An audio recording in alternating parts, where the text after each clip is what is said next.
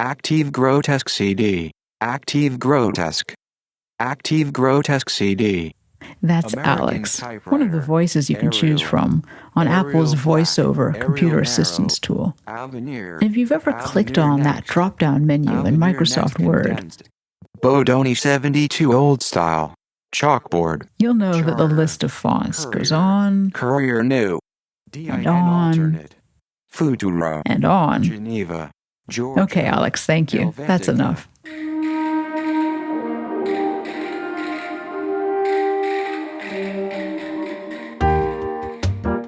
There's so many fonts to choose from.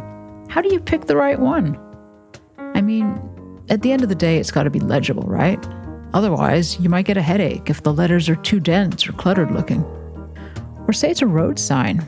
Now, it's a real problem if you're driving and you can't read the signs clearly. But then again, in branding, having something really distinctive is an asset. It helps set the tone for what you can expect inside of a restaurant or a shop.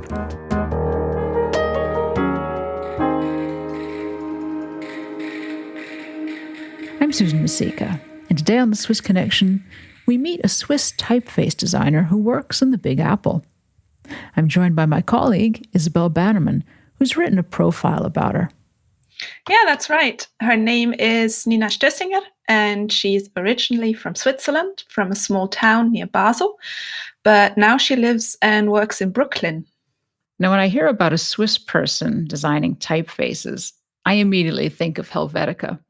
That's the typeface created by a Swiss designer named Max Miedinger in the 1950s. And its name comes from the official name of Switzerland, Confederatio Helvetica. And you can see this quite clean and simple typeface a lot. It's been used in the logos of a lot of household names like Panasonic, Tupperware, Lufthansa, and Skype. And it's also on the signs for the New York subway system. Nina must see that every day, actually. And she works at a design studio called Frere-Jones Type.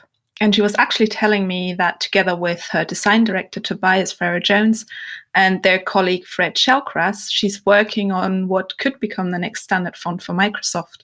So they commissioned like a number, 5 different new typefaces from 5 different studios. And one of them is ours. And so out of these 5, Microsoft's going to pick one to be the new default font across the Office applications. And so, they're like, that's like generating some amount of excitement. And so somehow the Swiss radio got wind of the fact that one of the potential new default fonts in Office had a Swiss person co-designing it. And so they're like, oh, it's, I'm very honored. Honestly, because typeface design is such an invisible profession that it's very unusual to get some kind of actual press attention. Oh, that sounds really exciting. To create something new for such a big name brand, even if another design studio ends up winning the competition. It is. And I mean, you can use it whether they win the competition or not. It's already in the word products. And, Susan, I never realized that designing new fonts is a full-time job. And funnily enough, Nina didn't either. So it wasn't her first career choice. I realized at some point I do like design, and I kind of got into web design when that was a new thing. And then I tried some other things first that didn't work out, and then eventually went to study what was then called multimedia design in Germany. And then in my first semester there, we had an introduction to the proportion of Roman capitals and drawing them on paper. And I just fell in love. I was just like, this is the material, this is the interface between form and language and content and storytelling, And then I worked for a few years, was running my own studio. And then after 5 years of that, I closed it down and I went to Holland and went to the Type Media program at the Royal Academy of the Arts in The Hague. And that's one of the few places worldwide where you can get an actual degree in typeface design. And I found it a pretty complicated discipline to get into. I know very, very good type designers who are basically self-taught. I wasn't able to just pick it up because it's so, it's or one striking difference to designing a book or a poster is that when you're designing a typeface, you're not designing one thing, right? You're designing a system of many little symbols. And the idea is that they should all be recognizable as what they are respectively, but they also need to all kind of speak the same language, as it were, and feel like parts of a greater whole. So tell me, Izzy, have you got a favorite font? I do have a thing for like ornate fonts, or those who look like really elegant handwriting, for bigger prints, that is, because I think if I had to read a full book of them, that'll give me a bit of a headache. This kind of reminds me of the Lord of the Rings movie that was released in the early 2000s. And all these big posters with that very specific look of the words that reminded me of the Elvish language. And this font has actually become a part of the whole Tolkien universe. So every fan around the world will instantly recognize it. I mean, I'm trying to picture it in my head. I'm seeing lots of curly cues, kind of a lot of almost, and this would make sense, circles, I guess, when you think of the rings, right? Yes, absolutely. And I mean, it's also kind of an extended universe of fonts as well. So the one that is more circly is, for example, for the title of the movie, it's also in gold and looks a little bit like the metal. And then the one I was thinking about has little dots on tops, for example, and very long legs that make it look very elegant. It's something that goes beyond just writing, so to speak. It's an art form in itself, in a way. And I guess it could make whatever you've written look more interesting than it really is. Now, what about Nina? Has she got a favorite font?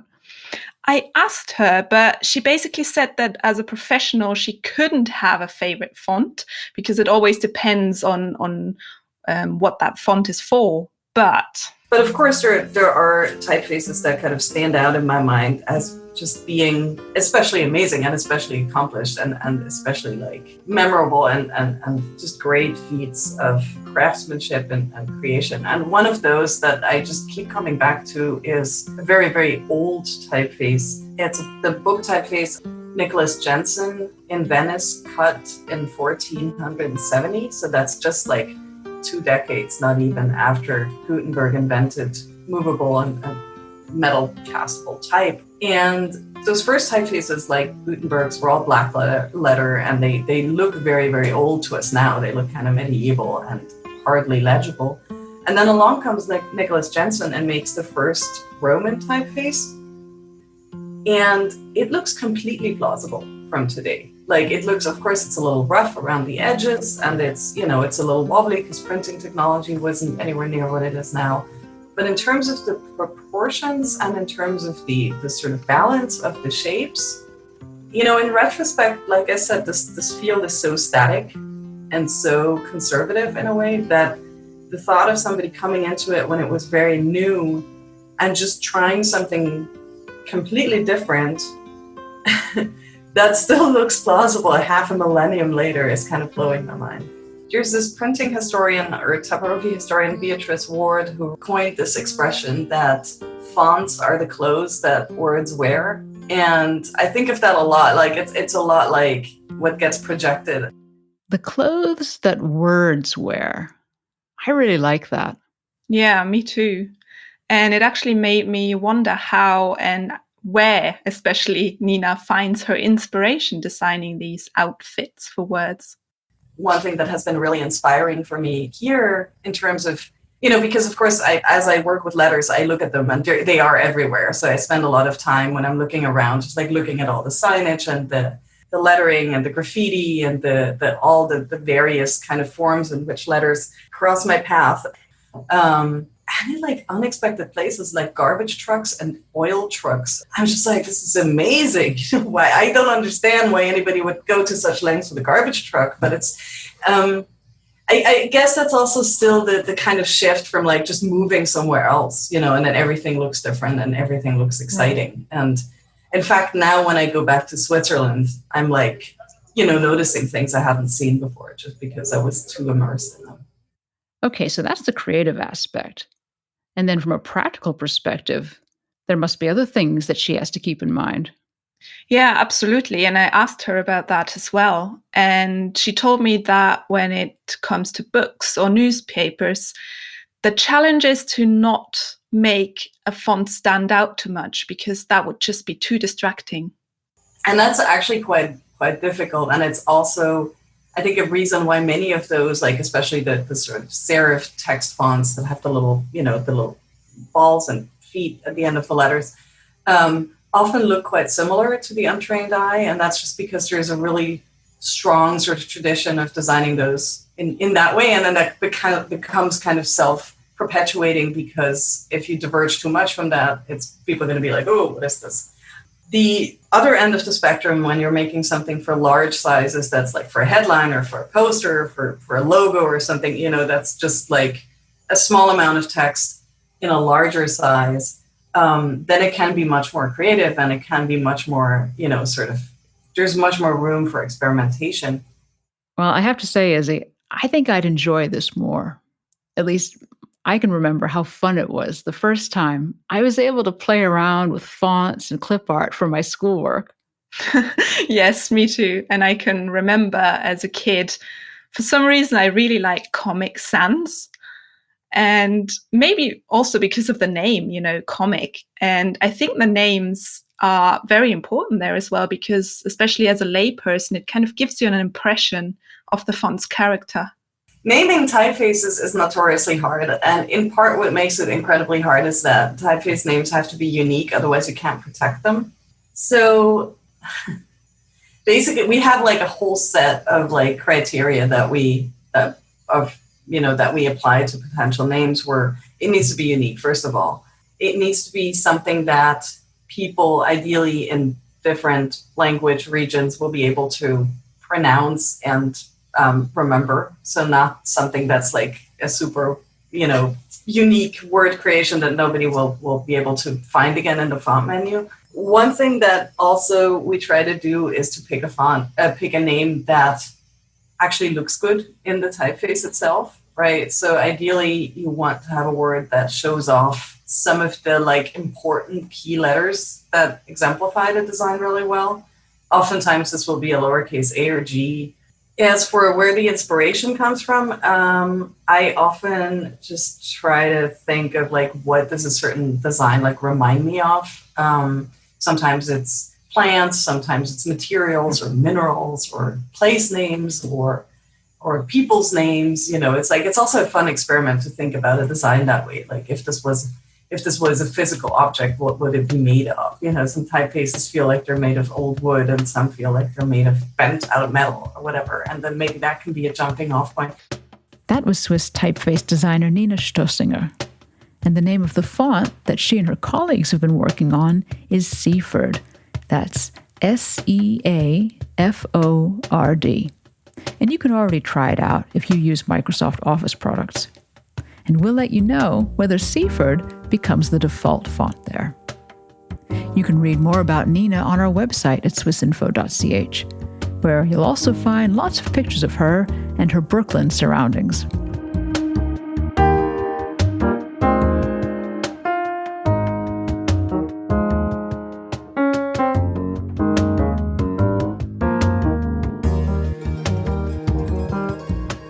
The Swiss Connection is a SwissInfo production.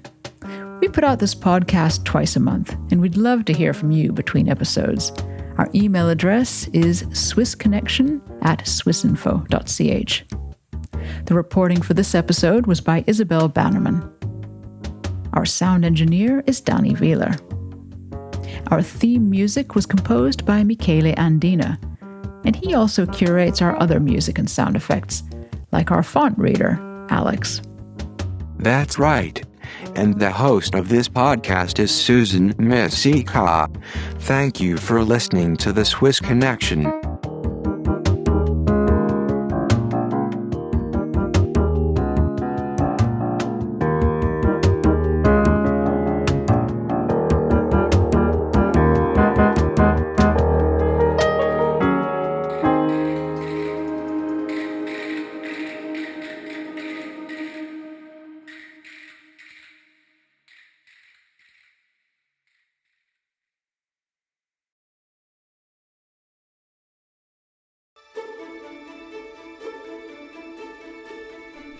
Do you want to polish your knowledge about Swiss elections, referendums, and political parties, while at the same time learning more about the quirks of the political system in Switzerland? If that's the case, our newsletter course is just what you need. Each week for a month, we'll send you a free installment explaining the most important details of how Swiss democracy works. Our course teaches you who's eligible to vote in Switzerland, what the different parties stand for, how election and popular vote results are implemented, and what distinguishes Swiss democracy from other political systems. Our crash course is interactive, like democracy itself. Your questions will be answered on an FAQ page, and you can debate with other users and share your inputs and opinions. We will also provide links to multimedia articles and videos to help you better understand the Swiss democratic system. Please join us and sign up for the free Democracy Crash Course newsletter at www.swissinfo.ch/democracy. That's www.swissinfo.ch/democracy.